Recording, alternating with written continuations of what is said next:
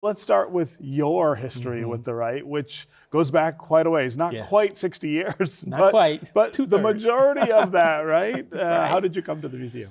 I actually was introduced to the museum in 1980, and I was on loan, placed on loan to the museum from the Detroit Council of the Arts at the time to work on an exhibit that focused on Black insurance companies. And we completed that project, and I went on, and I got a call from the museum in 1982. And Dr. Wright wanted me to come in and work on an exhibit on Black voting rights. And so I met with him, and he gave me a book and said, this is something that you're going to extract your script from. I remember the author's name was Holt. I can't remember his first name. I think it was Robert Holt. And so from there, he kind of paired me with one of the longtime volunteers, Margaret Zarif. And she collected images. I did some additional research and designed and installed that exhibit on voting rights. And he loved it. And he hired you. Yeah. And so and you've been there since. Right. And he invited, he said, I need you to do one on Charles Drew. And I did that. Wow. And then he asked me to redesign the mobile unit, which traveled all around the state. And so I did that, and he said, well, you may as well stick around. Right, we're going to keep you here. Yeah. Talk about, in those early days, though, what the museum was like and how different it is now. I mean, now it's basically like a monument, right? I mean, it's this wonderful physical space. Back then, it was a little more understated. Yeah, it was located first in the basement of a 3-row house on West Grand Boulevard and Warren, right on the corner.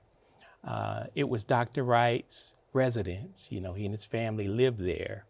And so when he founded the museum, he set up exhibits in the basement. He eventually moved downtown, and basically went in and converted all of those spaces to gallery spaces. So when I started, part of my job too was to convert some spaces. So I worked with a carpenter, and we went in and tore out walls and did some plastering and converted some spaces. And so I started installing exhibits. It's a house, it's a 3-row house. So, when we had tours, you had to take them up the stairs, into the gallery, back out, and into the next building, and back out, and then into the next building and back out. Dr. Wright's sister volunteered with us at the time, Pearl Battle, and it was the two of us, conducting these tours through the building. And, we went from that to a structure that we built from the ground up in the Cultural Center that's occupied by CCS now on the corner of Frederick Douglass and Brush. And even before we moved into that building, plans were already underway for the facility we're in right now. For the museum itself. Yes. That everyone is so familiar with now. Yes.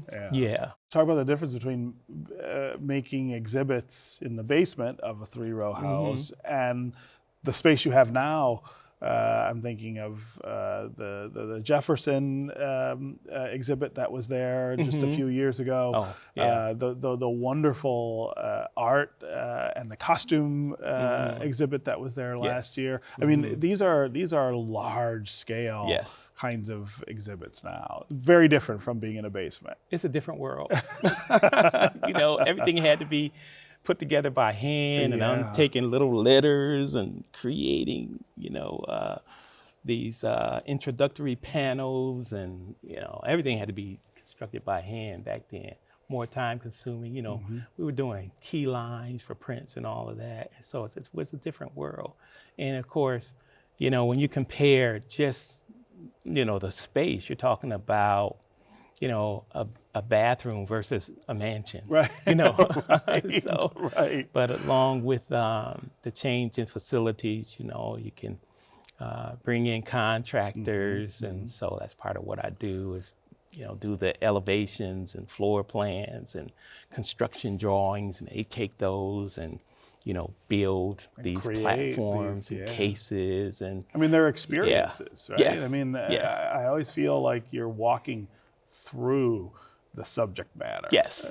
When I'm there. That's our goal. Yeah. And I worked on our core exhibit, being Still Revised, and we wanted to make that fully immersive, and so we certainly achieved that with that exhibit, and we continue to pursue that. Yeah.